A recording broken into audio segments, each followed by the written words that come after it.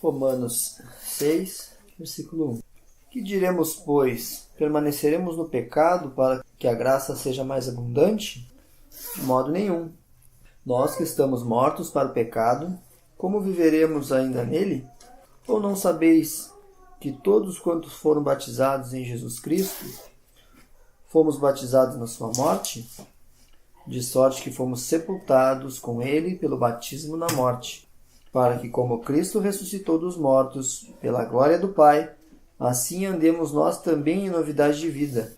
Porque se fomos plantados juntamente com ele na semelhança da sua morte, também o seremos na da sua ressurreição. Sabendo isso, que o nosso velho homem foi com ele crucificado para que o corpo do pecado seja desfeito, a fim de que não sirvamos mais ao pecado, porque aquele que está morto está justificado do pecado. Ora, se já morremos com Cristo, cremos que também com ele viveremos, sabendo que, havendo Cristo ressuscitado dos mortos, já não morre. A morte não mais terá domínio sobre ele. Pois quanto a ter morrido, de uma vez morreu para o pecado, mas quanto a viver, vive para Deus. Assim também vós considerai-vos como mortos para o pecado, mas vivos para Deus em Cristo Jesus, nosso Senhor. Não reine, portanto, o pecado em vosso corpo mortal, para lhe obedecerdes em suas concupiscências. Nem tampouco apresenteis os vossos membros ao pecado por instrumentos de iniquidade, mas apresentai-vos a Deus como vivos dentre mortos, e os vossos membros a Deus como instrumentos de justiça. Porque o pecado não terá domínio sobre vós, pois não estáis debaixo da lei, mas debaixo da graça. Por quê? Pecaremos porque não estamos debaixo da lei, mas debaixo da graça? De modo nenhum. Não sabeis vós que a quem vos apresentardes por servos, para lhes obedecer, sois servos daquele a quem obedeceis, ou do pecado para a morte, ou da obediência para a justiça.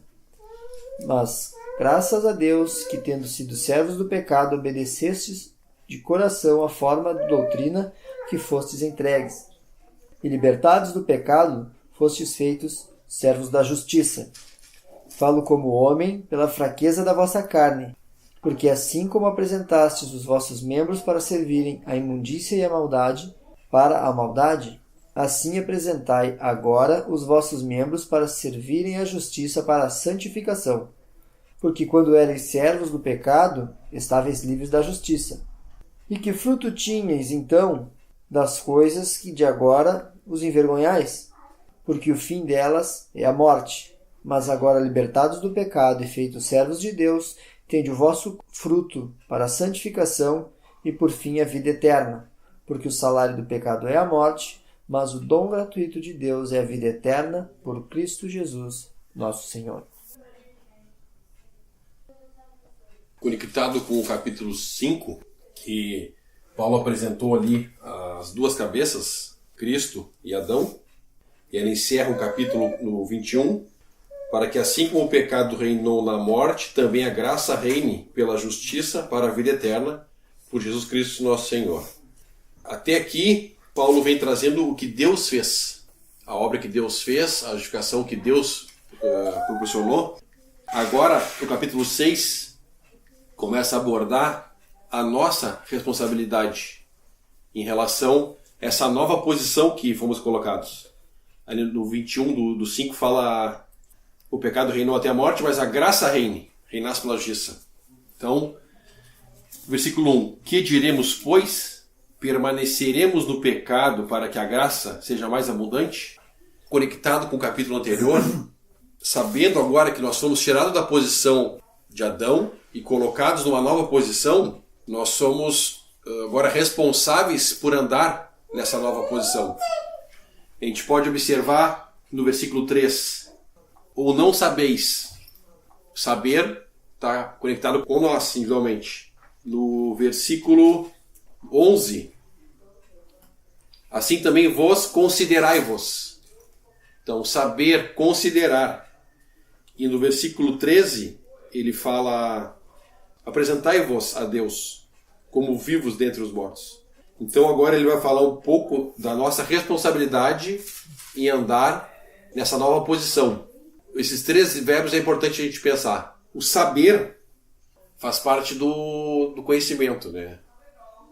O versículo 3. Ou não sabeis que todos quanto fomos batizados. Então Paulo vai trazer um ensino sobre o batismo, conectando o batismo com morte. No versículo 11, assim também vós considerai-vos como mortos para o pecado. Considerar é nós aplicarmos o que a gente aprendeu. A doutrina do batismo, conectados com morte, considerar é pensar nisso, a aplicar essa verdade. Então, o considerar-vos diz respeito a isso. E o apresentar, aí já é o próximo passo.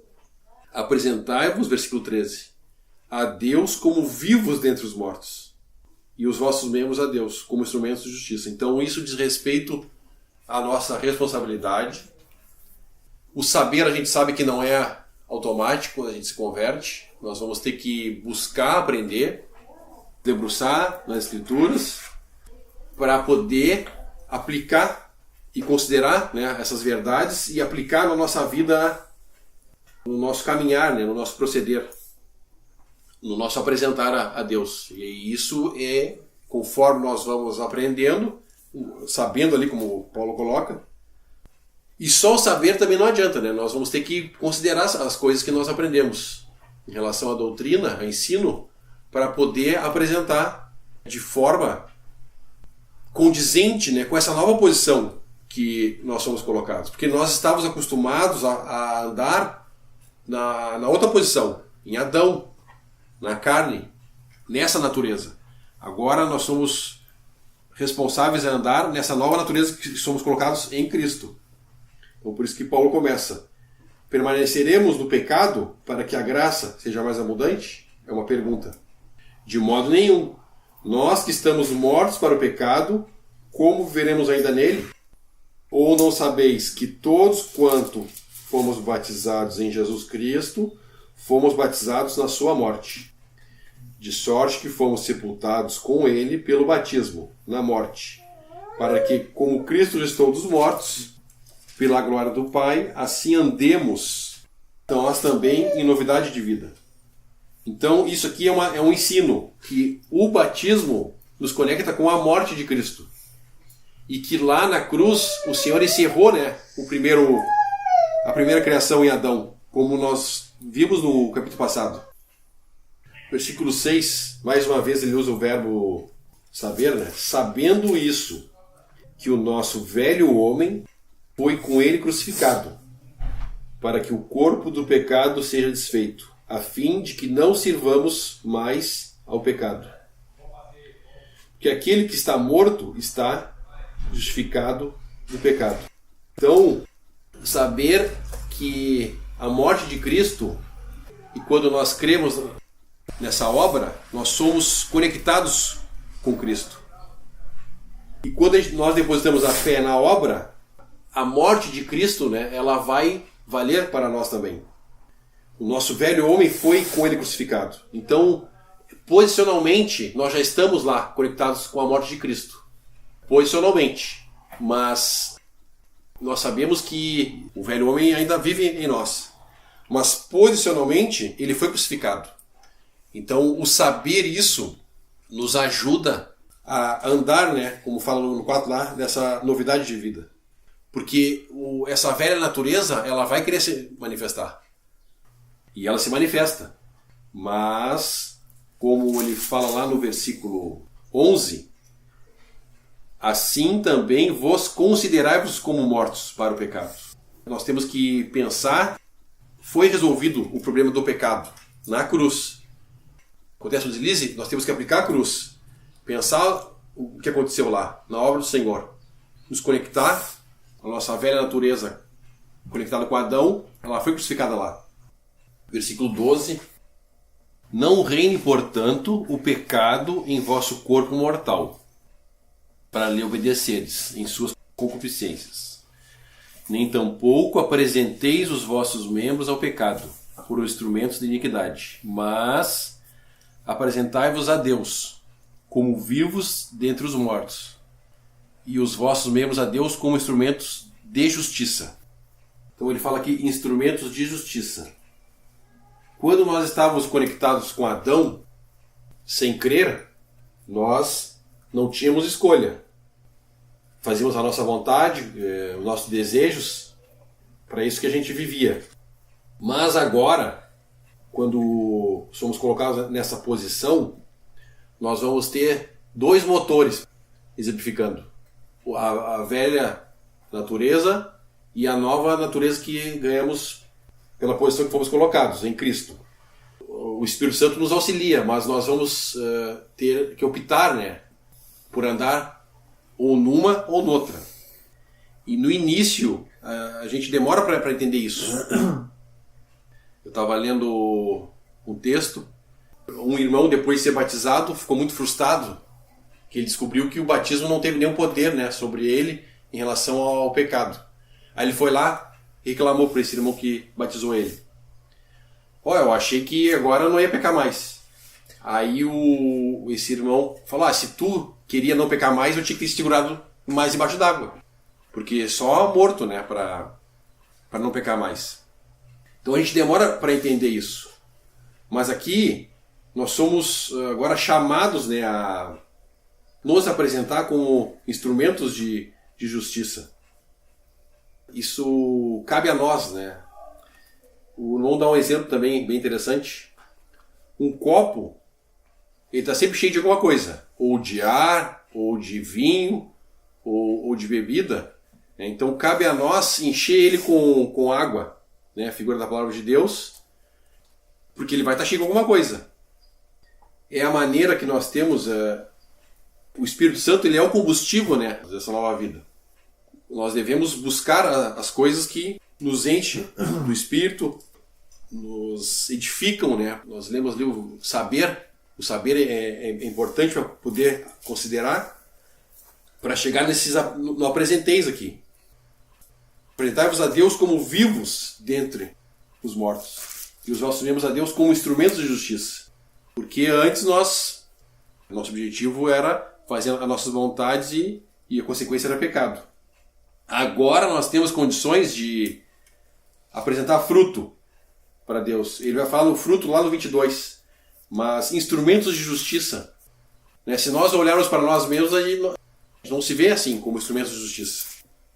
O versículo 13 está dizendo nos apresentarmos assim. Instrumentos de justiça. Por quê? Como pode isso acontecer? Versículo 14. Porque o pecado não terá domínio sobre vós, pois não estáis debaixo da lei, mas debaixo da graça. Então o pecado não tem mais o domínio como ele tem no homem que não crê ainda. Domínio não. Nós temos agora a consciência, nós temos o Espírito Santo, temos a palavra de Deus, né? Então nós temos muitas coisas que nos livram do domínio do pecado. Então, quando o cristão peca, ele peca sabendo o que está fazendo, né, para sua própria vergonha. Em relação ali ao versículo 11, né, nos considerarmos mortos para o pecado, o irmão deu um exemplo bem interessante. O irmão foi convocado para a guerra, só que aí outra pessoa se ofereceu para o lugar dele. Essa pessoa foi no lugar dele, ele não precisou ir, só que passou um tempo, chegou uma carta, a pessoa que foi no teu lugar morreu. Agora tu vai ter que ir. Aí o irmão, não, agora eu já estou livre. Ele foi no meu lugar. Ele cumpriu o papel que eu tinha que ter cumprido lá na guerra. Então, o Senhor já morreu lá na cruz. Então, quando nós nos consideramos mortos, nos firmamos, né, na obra da cruz, nessa base, nós vamos ser capacitados ao pecado não ter domínio sobre nós. Mas isso a gente precisa nos considerar, porque na prática nós estamos vivos ainda. Então é por isso que temos que nos considerar, nos conectar com a morte de Cristo lá na cruz. Esse que é o princípio, né? Aplicar a cruz.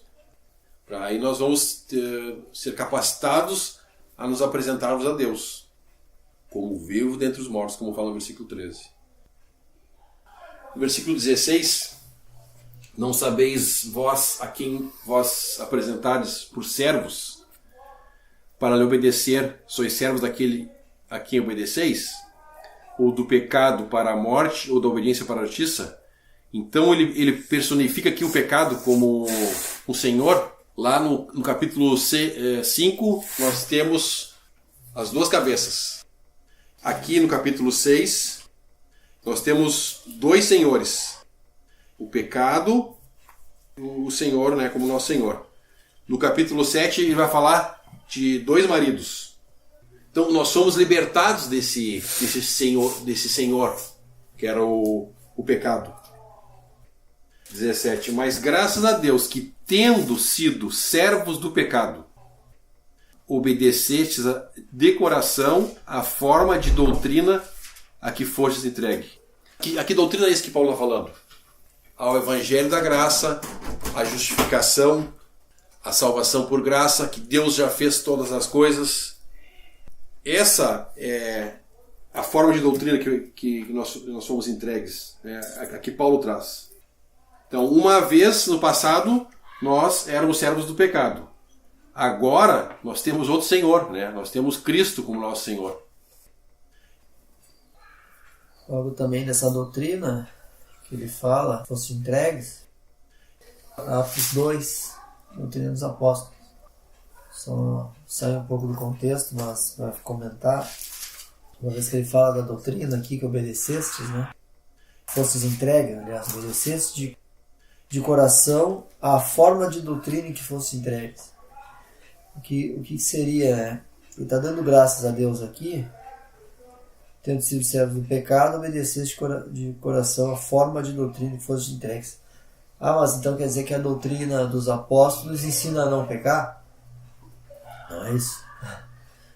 Mas, de certa forma, são os rudimentos para uma vida cristã. É como uma bússola apontar para Cristo.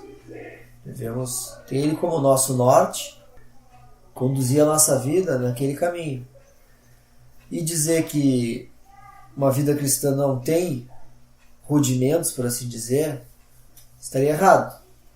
Nós temos um padrão, vamos dizer assim, a ser obedecido, que entra nesse caráter de pecado suavemente, nos explicando o que é pecar e não pecar, mas algo que não pode ser confundido nesse caráter de doutrina é que qualquer rudimento que seja criado, mesmo que com a intenção à luz das Escrituras, mas que não esteja de acordo com o que foi revelado aqui, ou de acordo com o que era pregado por Paulo, principalmente nas cartas, no que foi dispensado para a graça, se torna legalismo.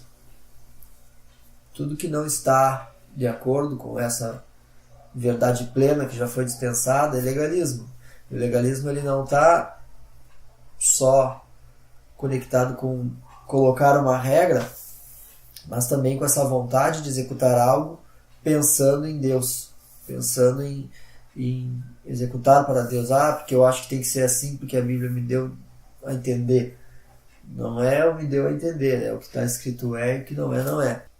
E tudo que não for através da fé em Cristo, que não for revelado já, se torna legalismo também. Então ele está dando graças a Deus aqui, a eles obedecerem a forma de doutrina que foram entregues, que é, como o irmão bem comentou, a graça. Foi entregue uma doutrina, que é, em função da morte de Cristo, a graça. Então essa é a doutrina que ele cita aqui, e está dando graças a Deus por obedecer essa doutrina. Então é também nosso dever, né, como cristãos, saber estudar acerca disso, desse tema de doutrina, que também está conectado aqui com o entendimento sobre o nosso Senhor, né? Ou nós somos servos do pecado para a morte, ou da obediência para a justiça. A questão de doutrina também nos influencia a nos posicionarmos aqui. E algo também que ele vai deixar claro é que o pecado tem as suas consequências. Porque agora eu sou cristão, que agora eu estou livre do pecado, eu posso tudo, né? Eu estou livre da consequência do pecado? Não.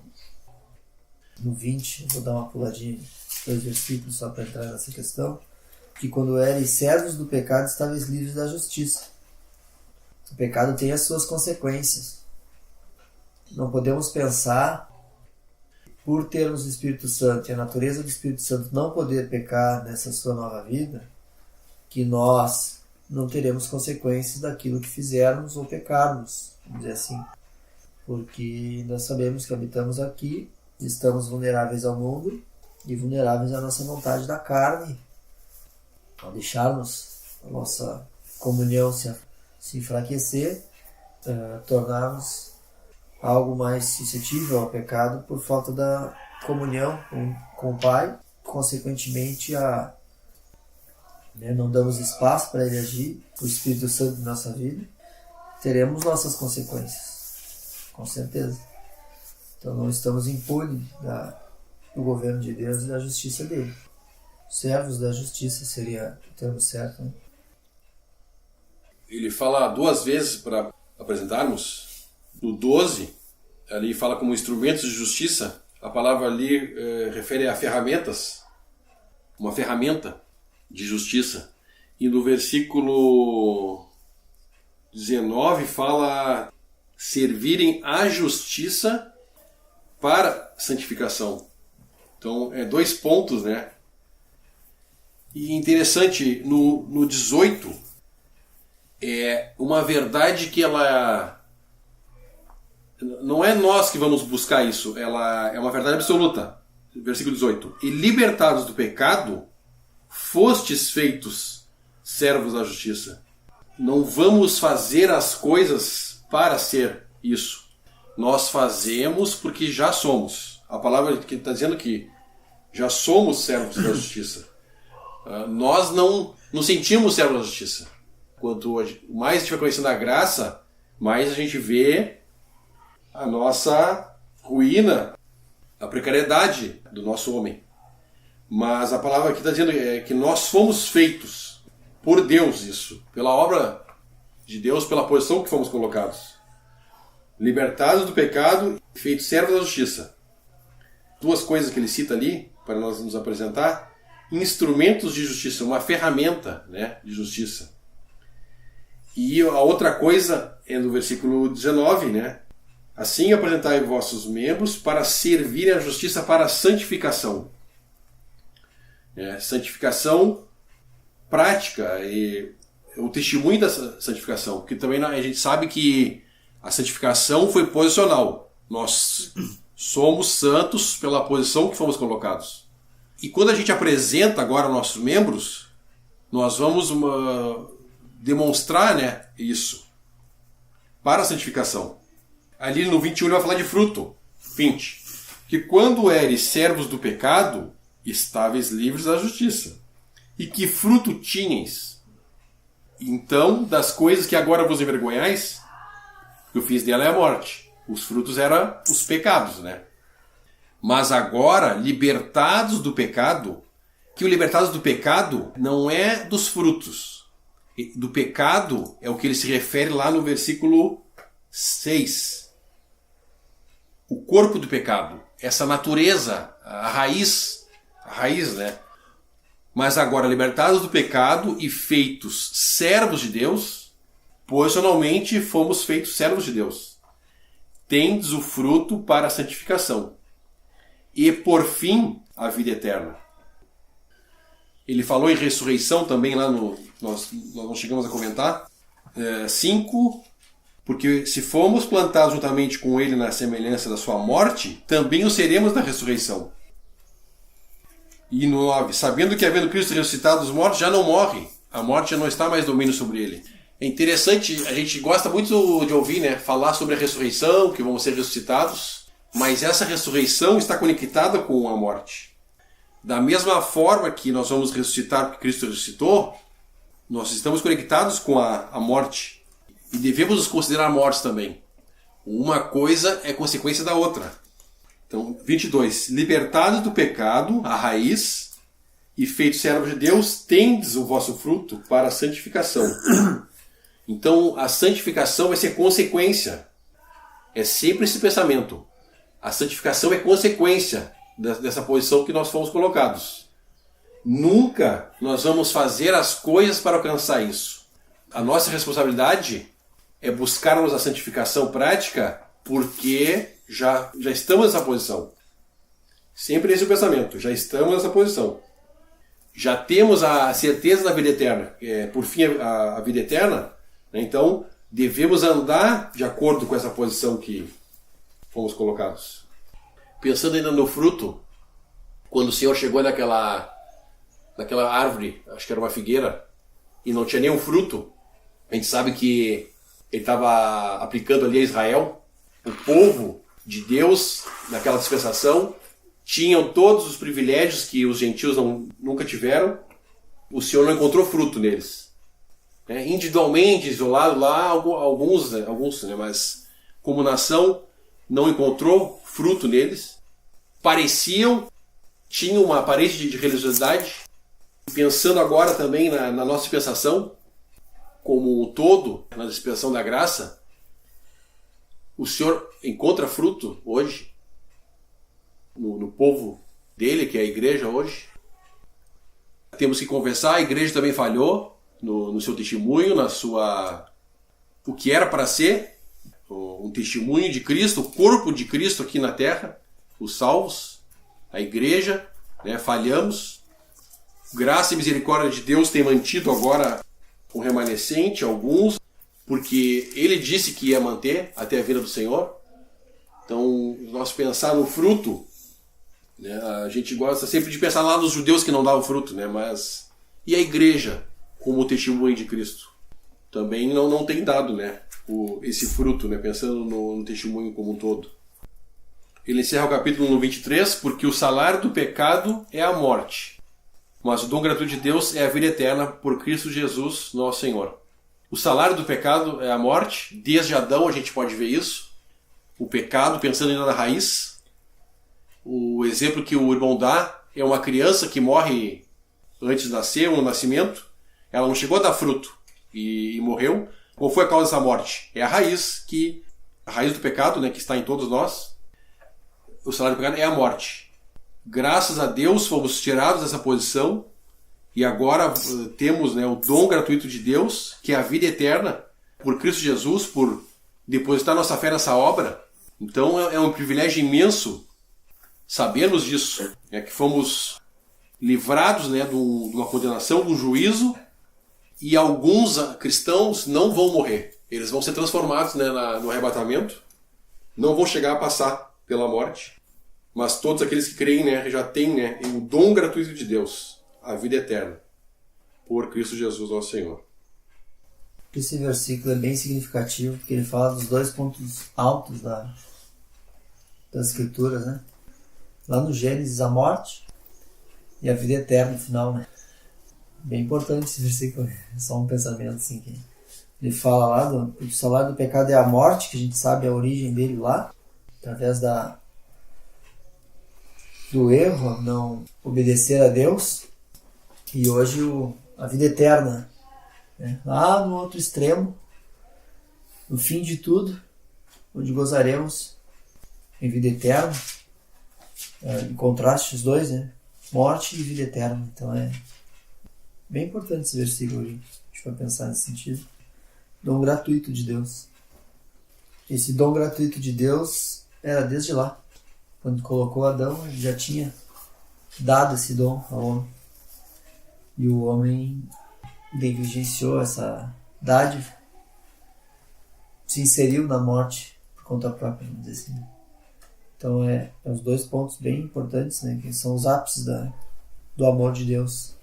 A justiça dele através da morte e o dom que ele nunca revogou a todo homem, a vida eterna.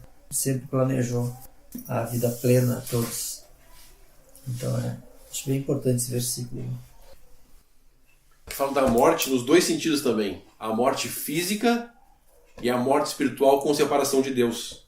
Porque a vida eterna vida eterna é na presença de Deus por toda a eternidade. ressuscitados, né? Num corpo, que é o que o homem natural busca. O homem natural ele não quer morrer. Ele quer inventar alguma coisa que vai dar vida para ele. Mas ele quer viver nessa vida conectado a Adão ainda. Graças a Deus nós estamos conectados a Cristo, a nova criação, e seremos ressuscitados, né? Pensando na morte física e também a morte espiritual, né? Que estaremos na presença de Deus por toda a eternidade. A vida eterna na presença de Deus. Tudo isso por Jesus Cristo, nosso Senhor.